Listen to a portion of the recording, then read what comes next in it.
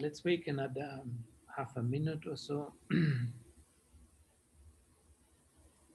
Yeah, and then we can start.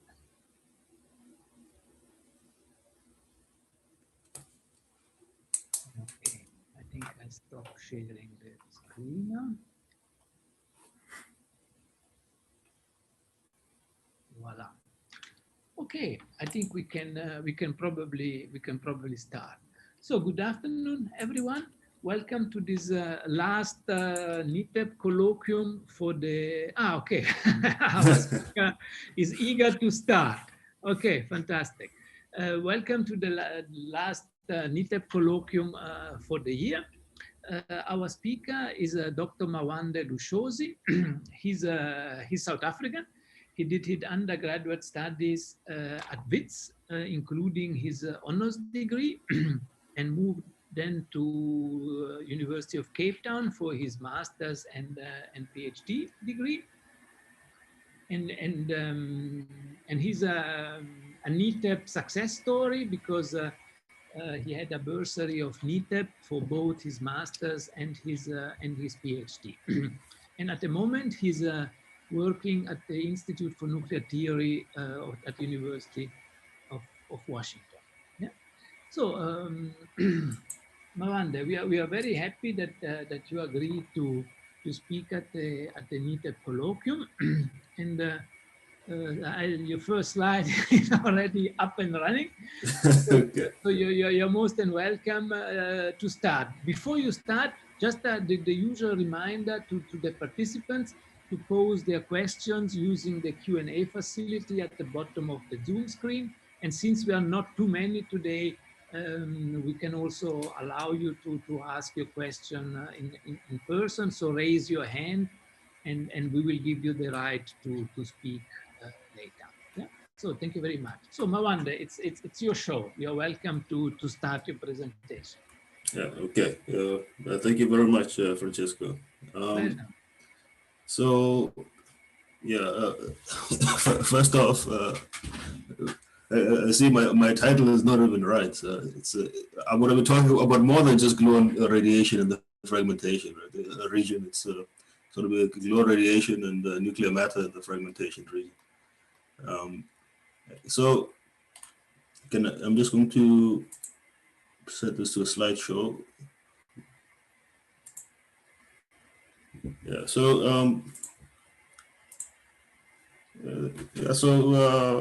the setting of this work that I'm doing is firstly, it's work that I've been working on with Larry McLaren, Isabel Colby, and Gongming Yu.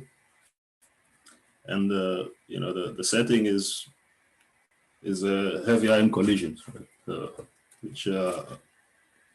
which allow us to study the QCD matter under various conditions. So, in the schematic I have, firstly you see that when these heavy ions collide, rather than bounce off each other, they kind of pass through each other when the energy is high enough, then forming a large central region, and the fragmentation region then becomes the region of phase space where where all the baryon quantum numbers are carried through, right? So the fragmentation region in this schematic here, well, I wrote it in terms of I wrote this in terms of rapidity. The fragmentation region is that small bit of white space right there. So this is an interesting region to study because it's the only place in relativistic heavy ion collisions where you can get a non-zero baryon density in the presence of strong color fields, and also it's not as well understood as the central region, where, where all sorts of hydrodynamics and such has been done and is well developed. So, so let's understand what it is that we are colliding. Right? So the objects of our collision, it turns out that are not just three quark bound states. It's not useful to think of highly relativistic hadrons as the three quark bound states, but as things that are chock full of all sorts of colored particles, quarks and gluons, right, or partons. And the following picture emerges, from experience with the experiment, is that as you ramp up the energy of your colliding participants, one will see cross sections rapidly grow until you hit some kind of saturation. The interpretation is that when they grow, it's because you are increasing the number of gluons in the wave function of this of this hadron, but because the hadron has got a finite cross section, this rapid increase cannot go on indefinitely, and saturation will set in at some scale, which we call the QS. So we use an effective model to study QCD in this high energy or small x regime, and it's called the color glass condensate. So this simply means we're exploiting the idea that that we have such high gluon occupation numbers that the fields, so that the gluon fields then behave as classical fields. So, right. So essentially, to solve problems within this framework, one just has to study a classical Yang-Mills theorem. So the idea is that, you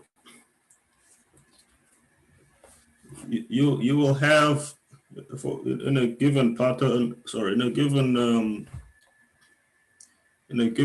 hadron, you will have partons that carry varying fractions of the total momentum. The total momentum of the hadron, be it a proton or whatever. So with saturation having set place, we know that these fields are going to be classical, but then some of the partons, will carry a larger momentum, will be moving much faster than the rest. And then from the perspective of the rest of these partons, they will be so time dilated that they look frozen in. Right. So then we will interpret these to be the sources for all intents and purposes. They will be the sources that generate the small x gluon field. Right. And right, so and this is encapsulated in this. This is the current that's associated with the color glass condensate. You have a delta function here to tell us that, yeah, indeed we are on the light cone. So the object that's moving is moving at the speed of light, and then this rho A of x then talks about the distribution in transverse space of our colored particles. So, and we will notice that there's no x plus dependence, of this current, and it's to emphasize that our sources are so time dilated that they appear like frozen in.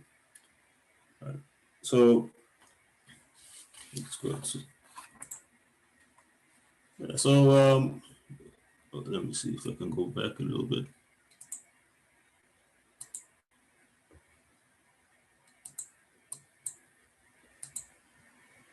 It's only going forward. Sorry.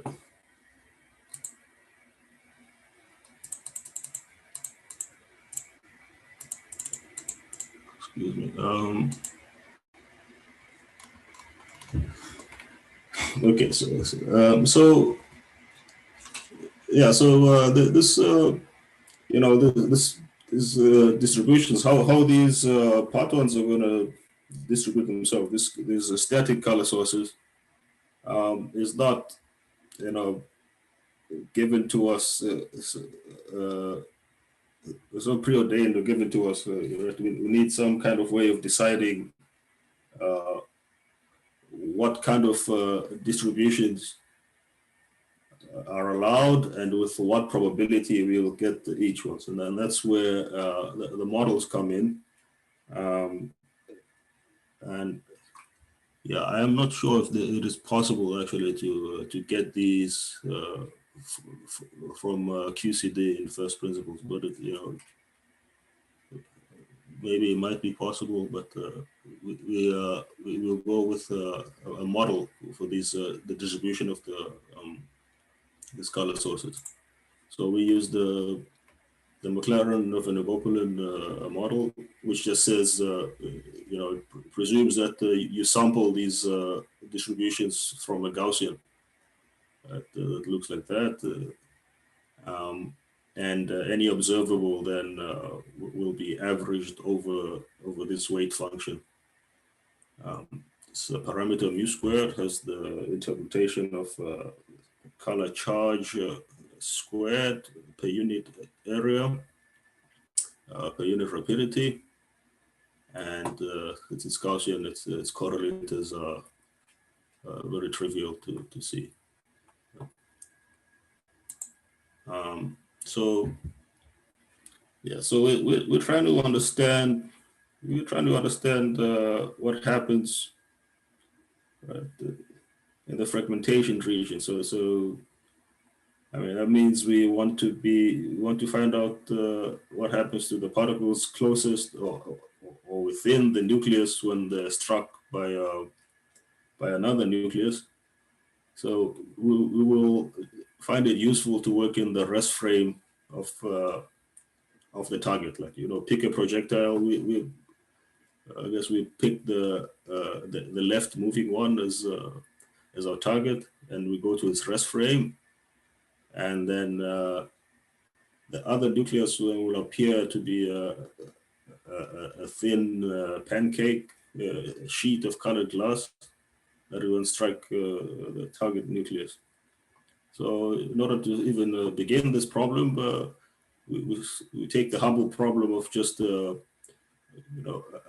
single quark, right? Or which will take to be a classical color charged particle, which just sits at the origin and is hit by a sheet of colored glass. This kind of work was already dealt with by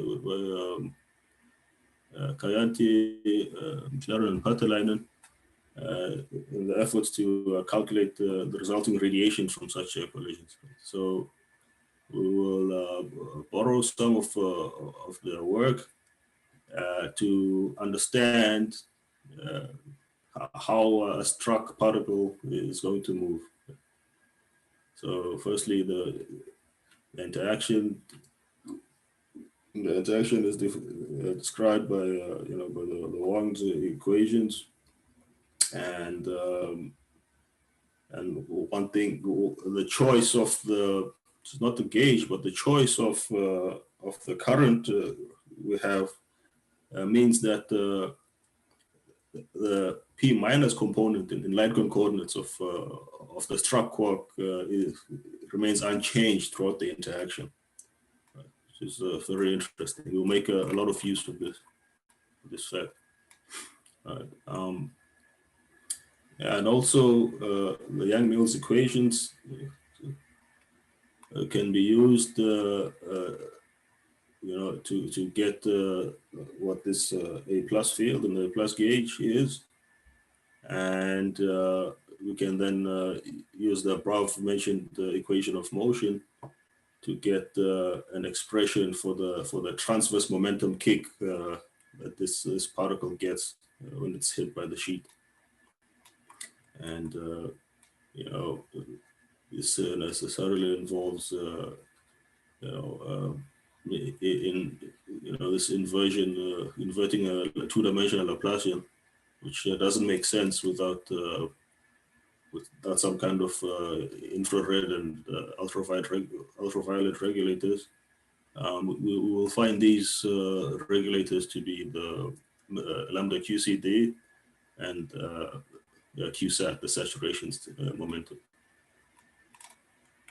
Okay, so yeah, we can then use this to derive a probability distribution for the kicks in PT, simply sticking a delta function into the MV model's path integral, and I'll spare you the details, and and simply go to the final result. So yeah, one finds that the PT distribution of this Gaussian type integral is yet another Gaussian distribution in PT,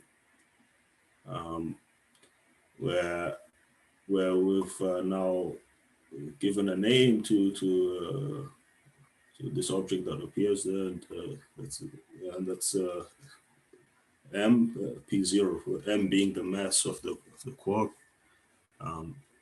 Yeah, by the way, it's not, given that we are treating the quark as a static classical object, it's not reasonable to expect M to be,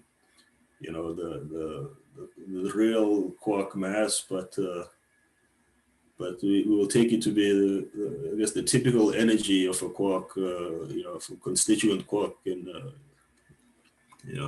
inside a proton, say, so which will be about like 300 MeV. Okay, so yeah, so again, if we look at this distribution, we see that it's you get an average kick of PT squared, which is of the order of the saturation momentum squared. So, and again, so P minus is unchanged by the interaction.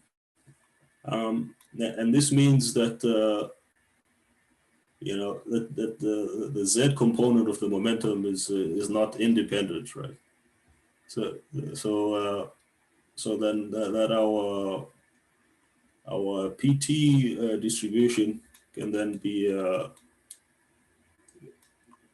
used to derive a PZ distribution of this kicked quark,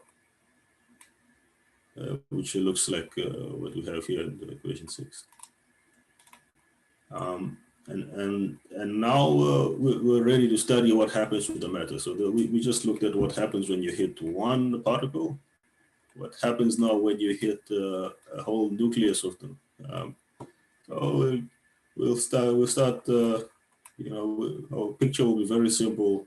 We'll assume that essentially only the most important dimension is the Z direction, and so we're essentially studying a 1D problem where the sheet will hit the one quark and then the next and then the other, and then that'll create you'll get an evolution of the distribution of quarks, and this is the thing that we want to study.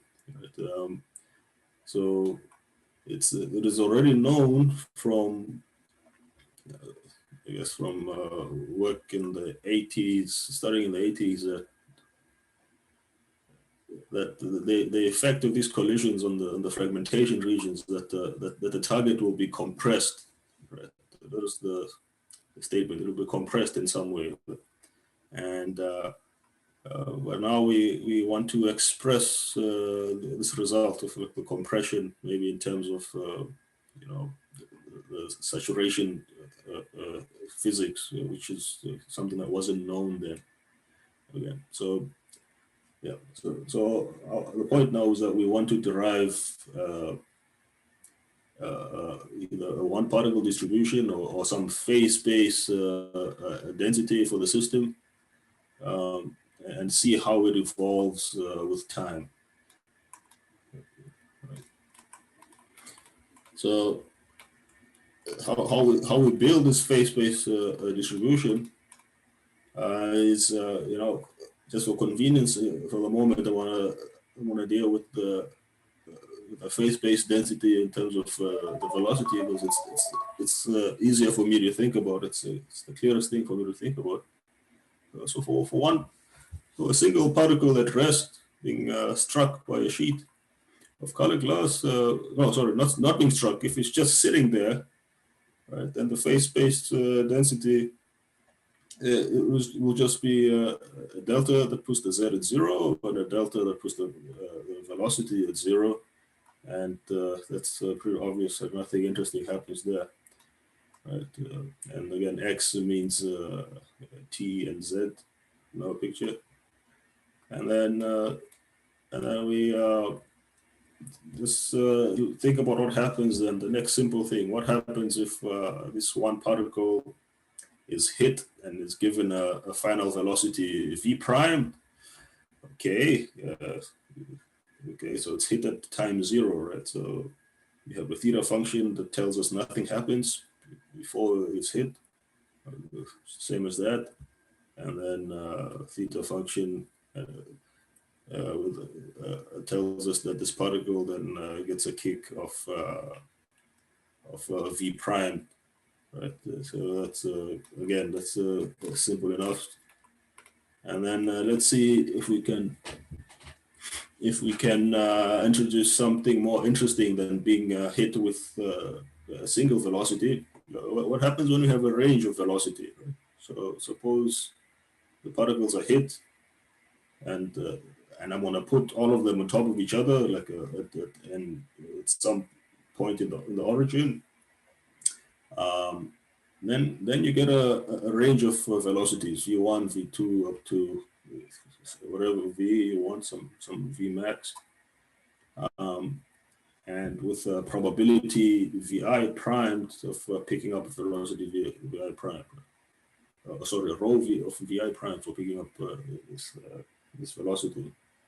And it's it's easy to see that you just then you sum over the vi's, right, to get the resulting phase-space density again.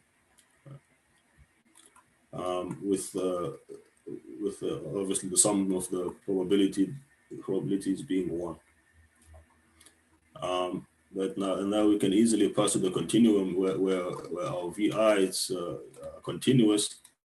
Then what you see is that our phase-space density becomes something that looks like that.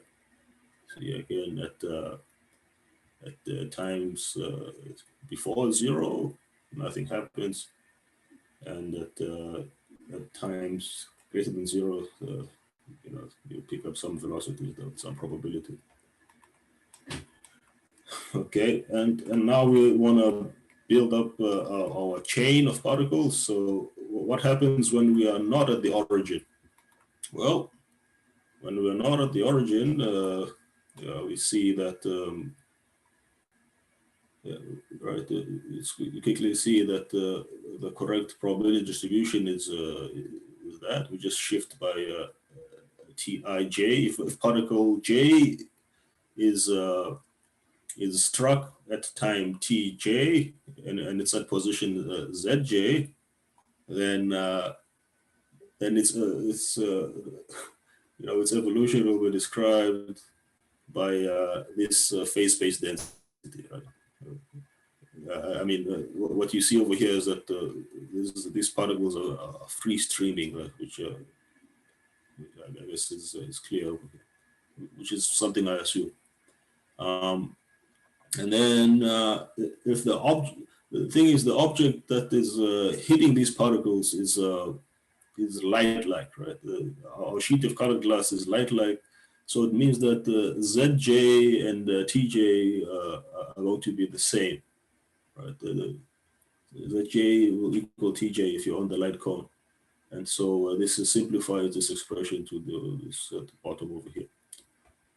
Okay, and yeah, and next we want to sum up all these particles, all these motions from 0 to R, which is the extent of our chain. Right, the nucleus is just a 1D chain now,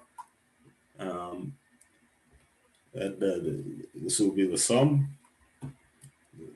The total phase-space density will give the sum now, and then you can pass through the continuum again, and you get this this interesting result of phase-space density, where we have assumed that the initial distribution is just you have a uniform line density, like n over r, with n being the total number of particles in of quarks that make up the nucleus, right? So it's I guess 3 times a, I guess. Yeah. And okay, so yeah, so that's it. There we have it. This is our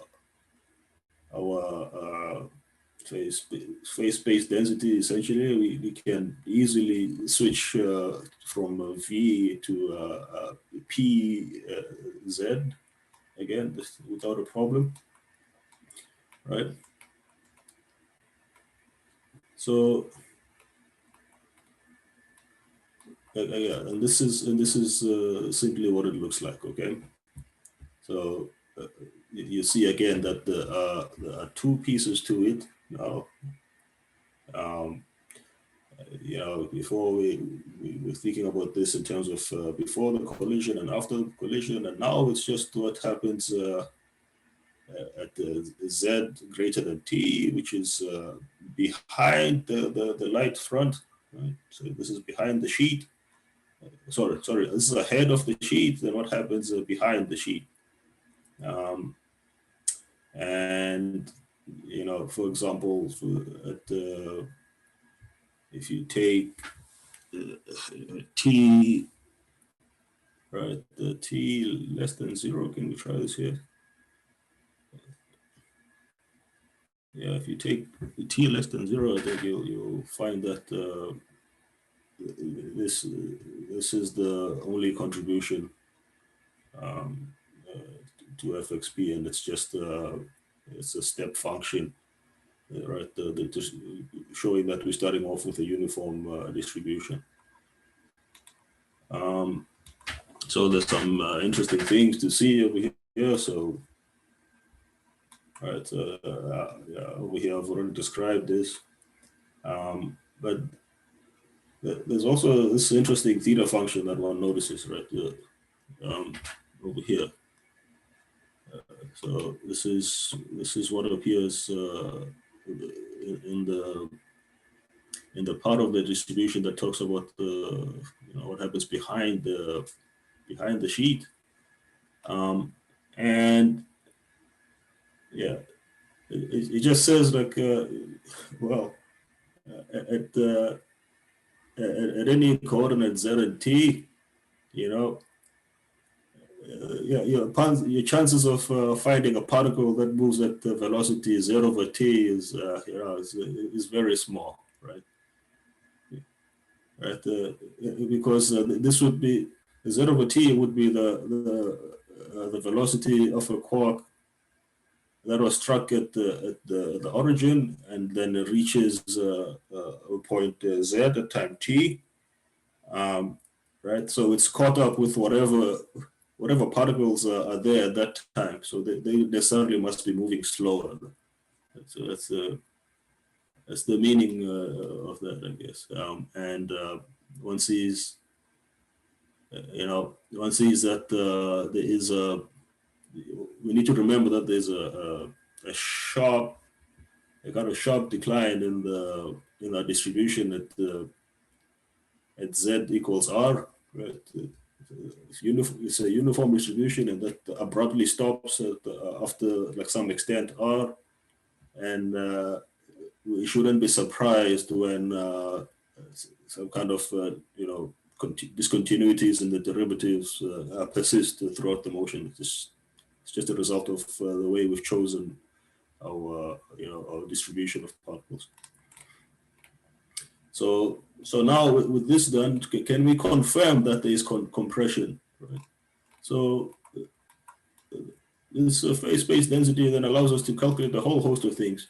If we integrate out the PZ, then what we're left with is a number density in the Z direction, and these are plots of the evolution of this distribution over time.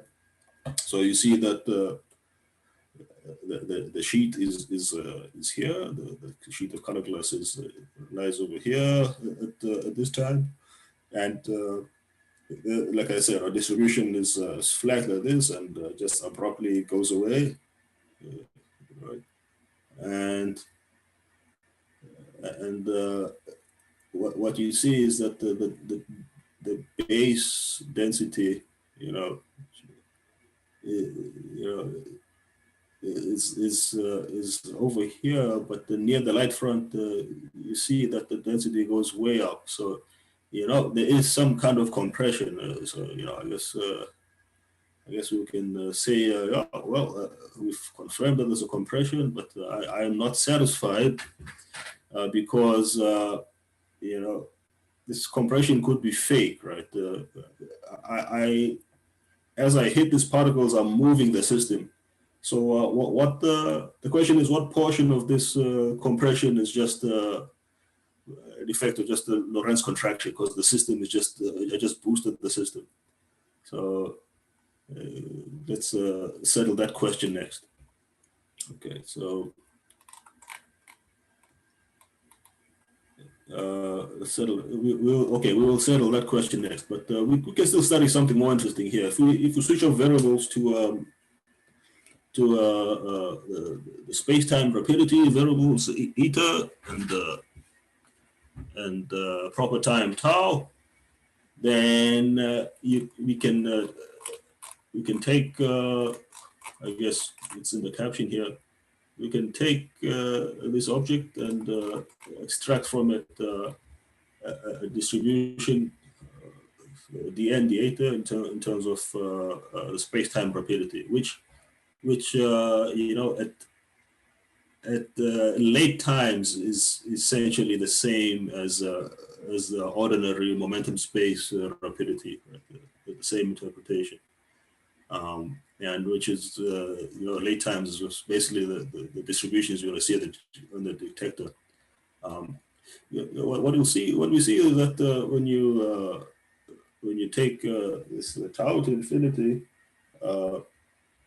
this the end eta settles into this distribution there, which which actually has a peak, there's a maximum at eta.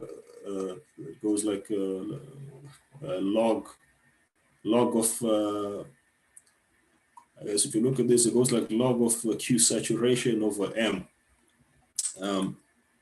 And this I guess is our first result, our first prediction that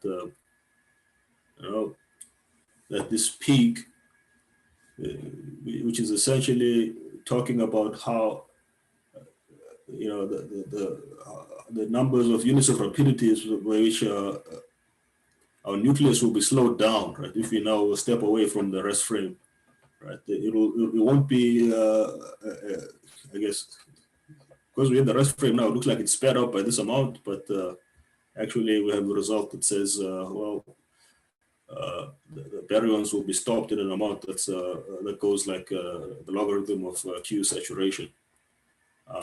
And the height is a second result. The height of this distribution, this late time distribution, will be given by something that's proportional to this exponential then. And then again, we have an interesting statement that we can make over here is that, you know, because P0 goes like Q saturation, which, you know, something that that increases with the center of mass energy of collisions. At a large enough P0, or large enough QS, this will cease to matter, and you get a universal limit for the NIThe, which I think is interesting, and probably, you know, something we can check, I guess, against experiment if we were to believe that what we're doing is legitimate. And I guess, yeah, and this is, I calculated this limit 2 divided by E is something like 0.7, I guess. So the prediction is then that the maximum of this distribution is going to fall with energy, right? The maximum of the baryon distribution is going to fall with energy, but never lower than about 70%. The height will be like never like less than 70% times you know, the number of I guess valence quarks. An interesting result. Yeah, and then yeah, indeed, here is a plot of this dNdeta for this distribution of matter.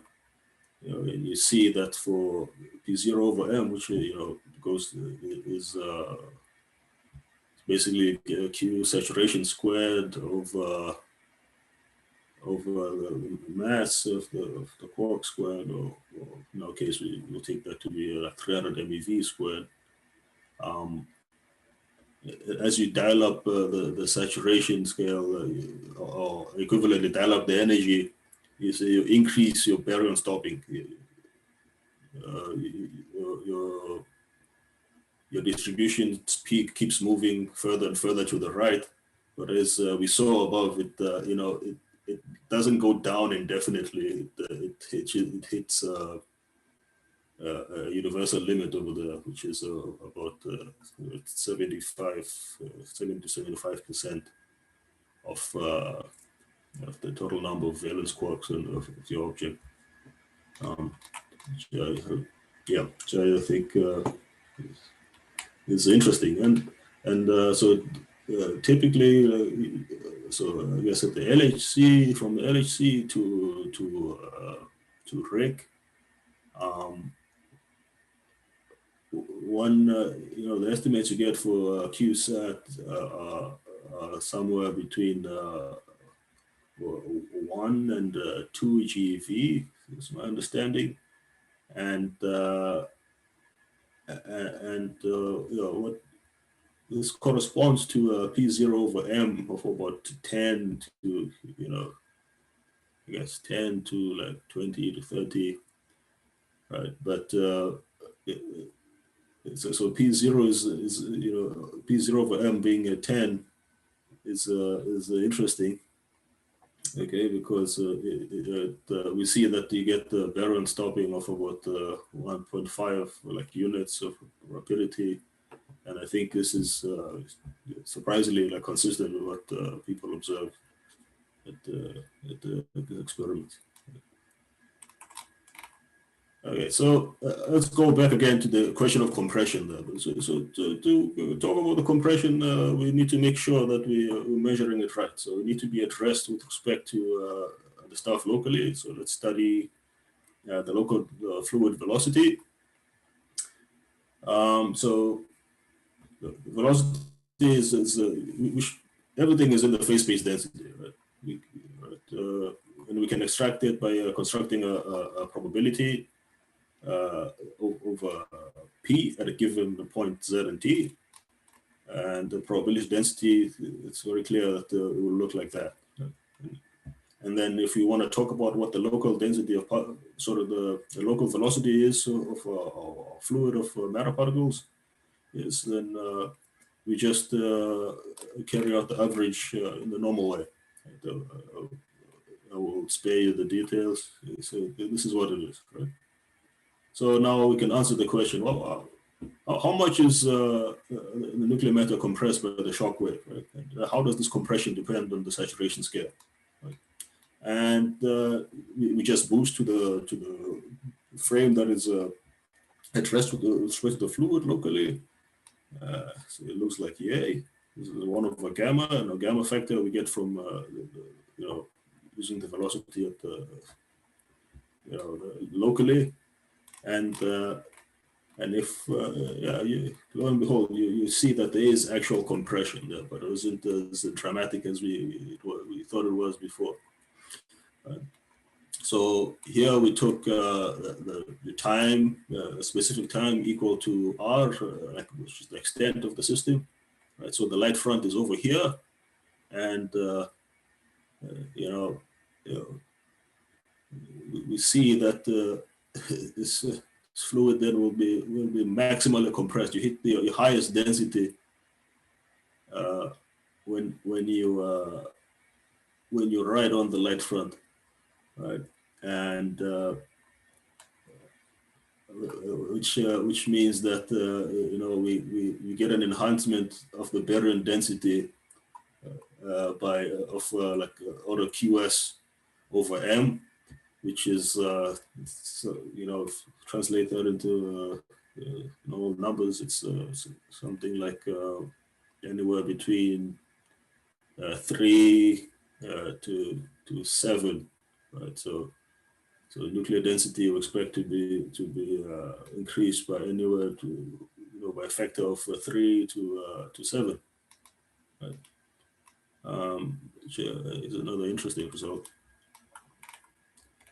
And we can just keep eating indefinitely with this phase space density. We can calculate the energies, and in the case of the distribution of energies, again, it probably makes the most sense to try to work out the energy in a co-moving frame, and instead of just the distribution of energies if you're sitting at the lab and things whizzing past you. If you want to do any kind of thermodynamics or so forth, you want to be at rest with respect to the heat path. So a more useful quantity would be the transverse energy, which takes this form in our case because that PT squared is related to M. And yeah, but that's as far as I'll go with talk about the matter. But that's not the only thing that happens in our collisions. When you heat these particles, they're gonna radiate. Okay, they're gonna radiate. This is a part that is still troublesome, and we're still working on this. So there's a work by Larry McLaren, Keuke Antti, and Risto Patelainen, which I described before, like starting off with the problem of a single color charged particle interacting with a sheet of colored glass, and they do this completely classically, so completely classical treatment of this. And there's a part of the radiation, which is in the term the bulk, shows like this behavior where like it flattens out, right? It's flat. And then there's another part which I'm not showing, which is the direct Bremsstrahlung comes from hitting this quark, the QED like bremsstrahlung. This is so far, it's this being a classical way of calculating is because it assumes soft gluons, and the results really are not reliable for beyond beyond like the soft gluon approximation. And this is actually work we're trying to reconcile this with like a perturbative calculation there to fix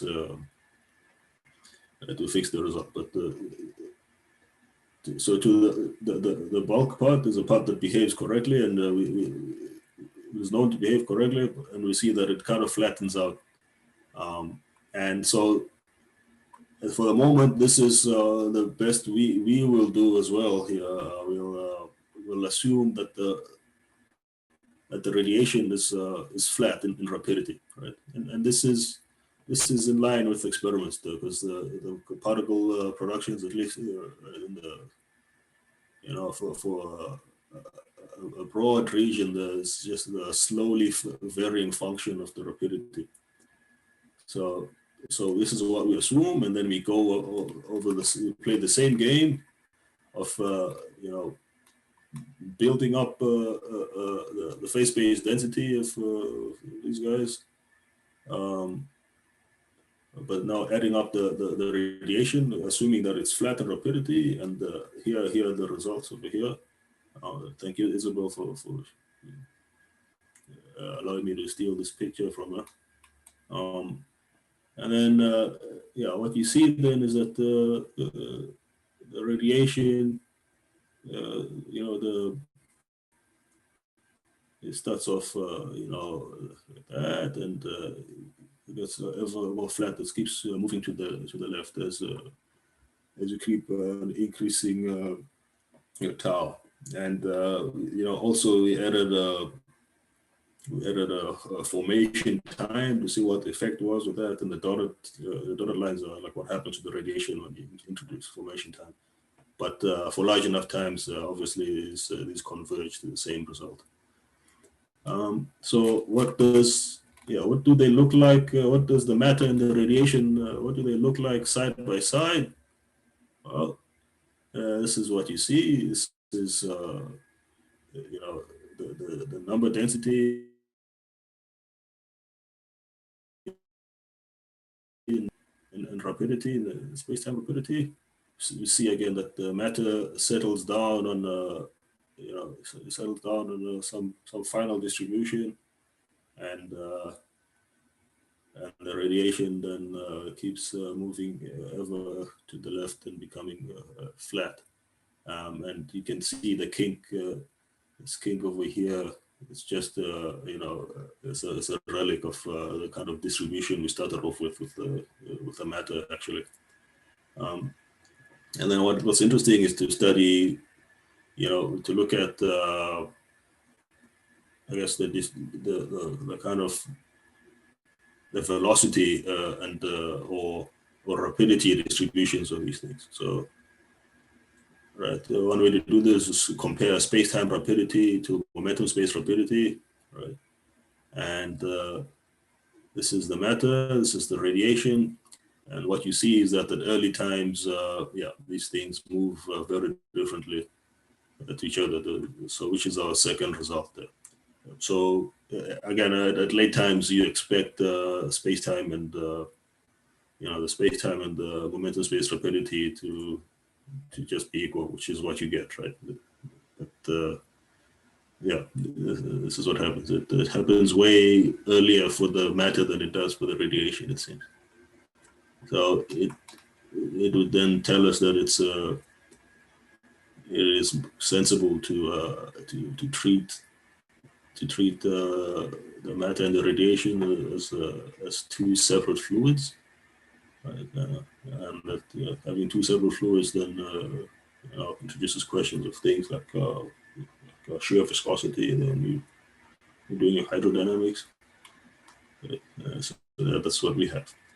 And then we we did something more speculative. So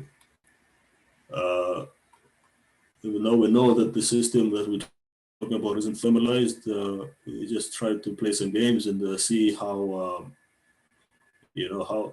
how would the how would the B over T look over time if we if we assume that this was an ideal gas of quarks and gluons, and yeah, we get two results above.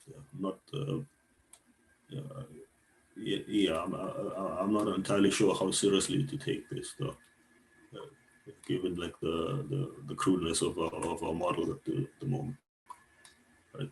Using this equation state.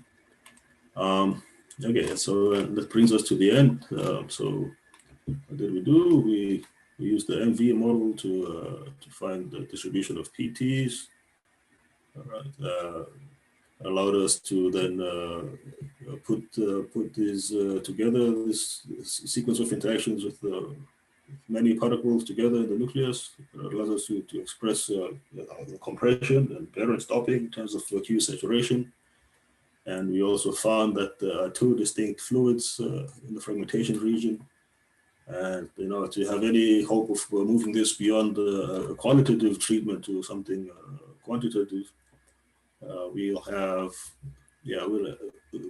to work on improving the radiation calculation. And thank you for your attention. Yeah, Mawande, thank you very much for the very interesting talk that we really enjoyed. And let me ask Will, who's with us today, to moderate a question and answer session. Will, if you are still with us, will you please guide us through the question and answer session? Super. Thank you, Francesco, and thank you, Mawande. That was a really nice talk and completed within time, which I think we all appreciate. So I don't see any questions that were specifically asked in the Q&A chat. So can I just ask if there are any questions that participants raise their hand, and then we can have them speak to ask their question. Perfect.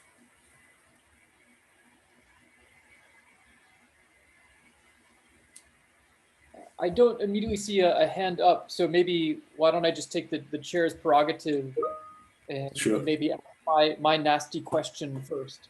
Sure.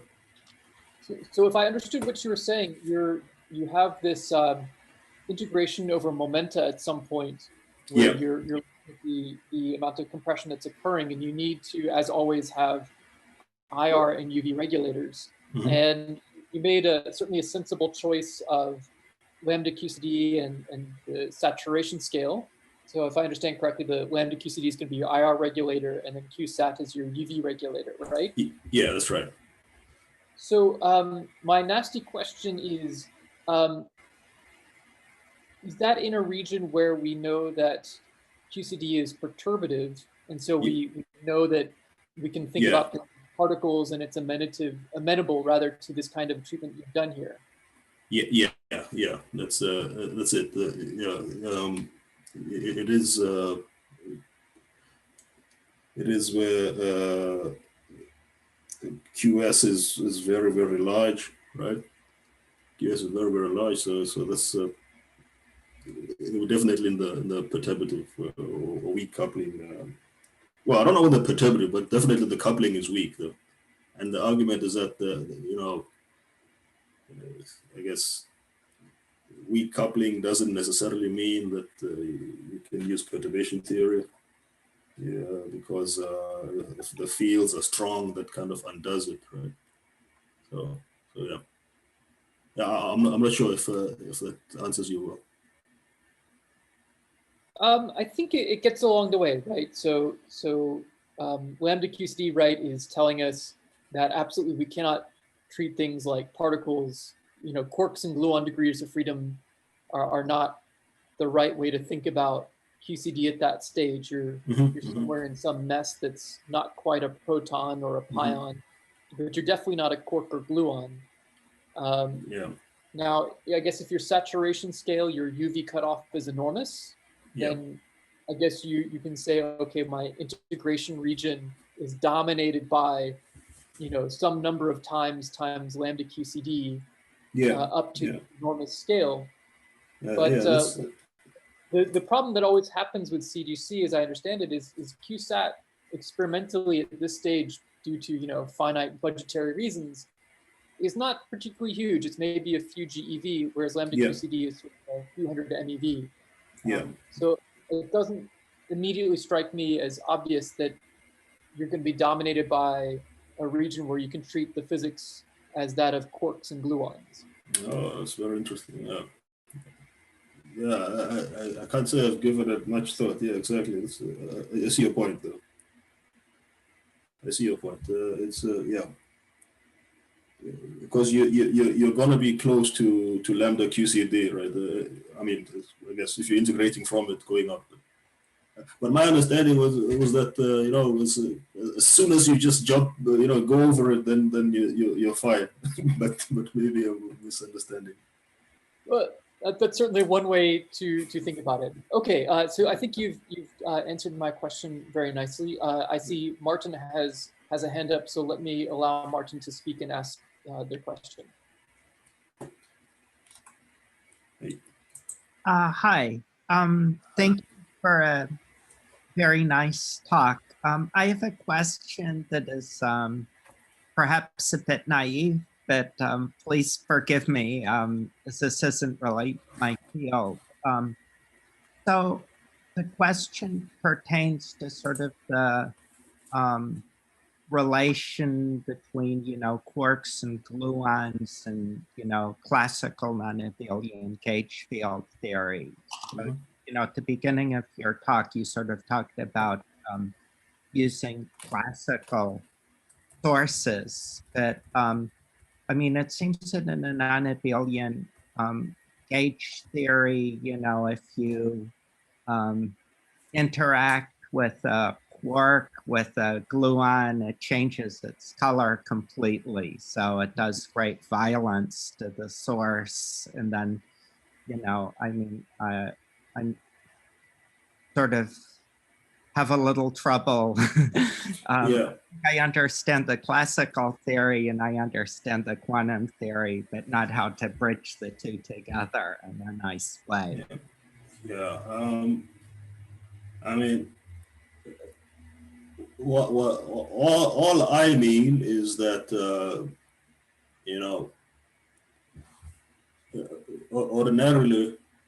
ordinarily you'd have to think of these A's as quantum field, right?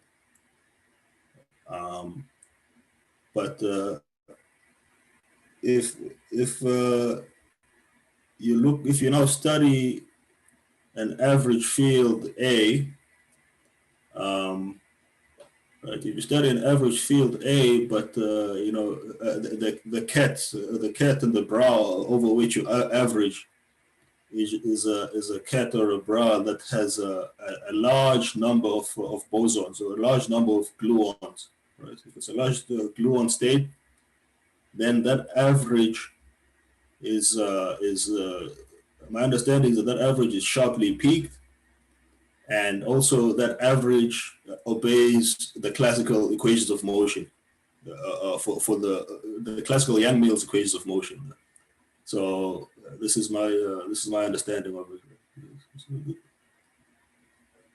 So it's classical, I guess, in that sense. Like I don't know if there's any. Yeah, I don't know if there's any notion we have of a classical, I don't know, color charged particle, but this is what we make use of. This is stuff that was studied long ago by like Wong and the Wong's equations and so forth. But yeah, that's what I mean by classical in this case. I hope that answers it. So you're saying that things work pretty much like with coherent states and optics with large occupation numbers. And we're basically, yeah, that's what we do. We're basically borrowing that language, yeah. That's what's happening. Yeah, we're saying, well, these things are saturated, and there's coherence with like large numbers of bosons, and the fields act classically. Okay, yeah. Thank you. Thank you very much. Okay, super. Thank you, Martin and Mawande. Let me ask if there are any final questions before we wrap up. I see that we're running just a little bit over our final time.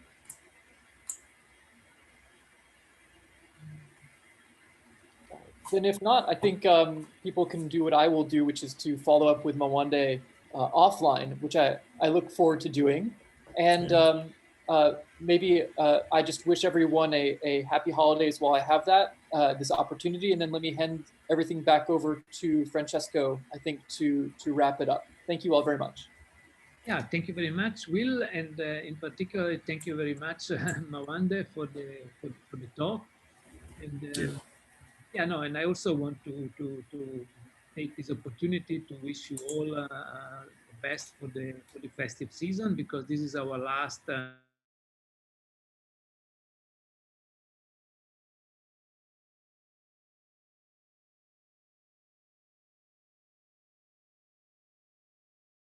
see you again the second half of January.